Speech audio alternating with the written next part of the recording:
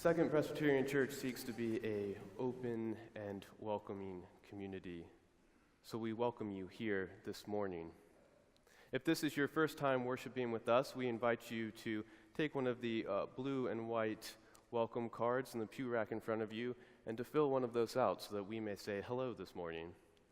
And we invite all to take the red Ritual of Friendship pads located at the ends of your pews and to fill those out and to pass them along so that you may know your neighbors as well. Today, on this All Saints Sunday, we remember and give thanks for the lives of those in our church family who have passed on from this world and have found their home in the eternal church, in the church triumphant with God. And we especially would like to announce two of our church family members who have recently passed on. Sherry Ridge, whose service will be at 2 p.m. here in Milner Chapel with a calling at 1, and Paul Shreve, whose service was yesterday. This fall, we have been exploring the theme of home and what that means to each and every one of us, how we define that for ourselves. And we continue this exploration with our Spirit and Place event, More Than a Roof, Affordable Home Ownership as a Catalyst for Change, on November 10th. We will share a meal together and then have the opportunity to experience a poverty simulator where hopefully we can learn and gain awareness for some of the trials and struggles that our friends and neighbors who don't have many resources deal with in the daily struggle.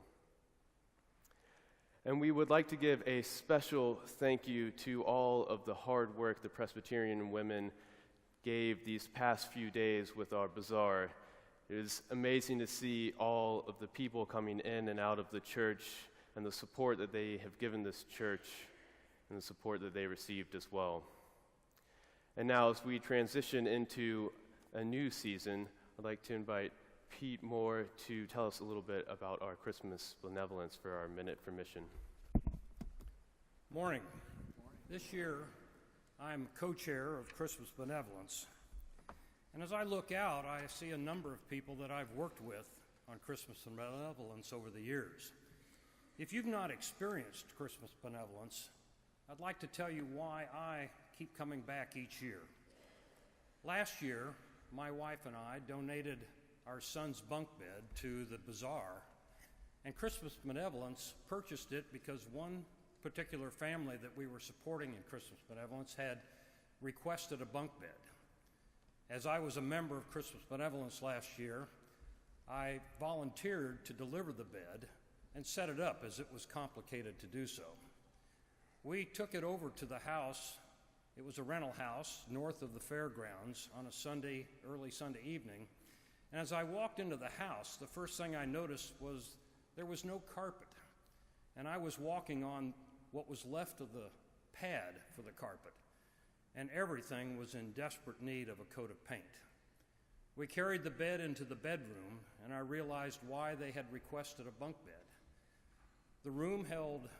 There were 3 teenage children sleeping in the room on one twin bed, and there was only enough room for one more bed. As I was setting it up, I had realized I had forgotten some things at home, so I went back to pick them up. And when I returned, I also brought back a piece of plywood that was about 2 foot square, which I used to cover the hole in the floor through which cold air was coming in. They were so appreciative of the gift that the mother wrote down my name and phone number in her Bible. And I'm happy to say that this past Labor Day weekend, I helped them move that bed into a bigger and nicer home. And I like to think that the help that we gave them last year helped improve their lives and their outlook for the future. This year, we're supporting 146 families comprising 715 individuals.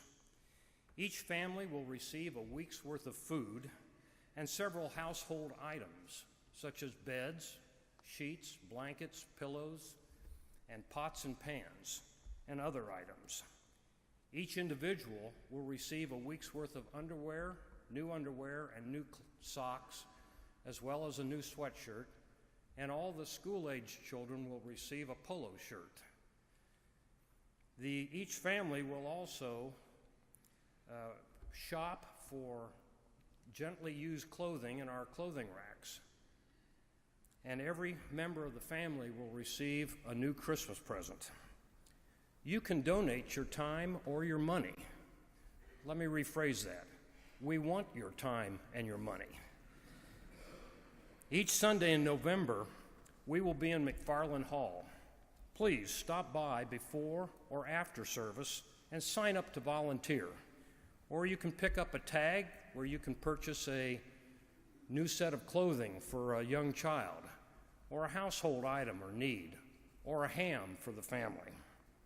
Help us make this Christmas a little more joyous, and next year a little brighter for somebody in need of a helping hand. Thank you.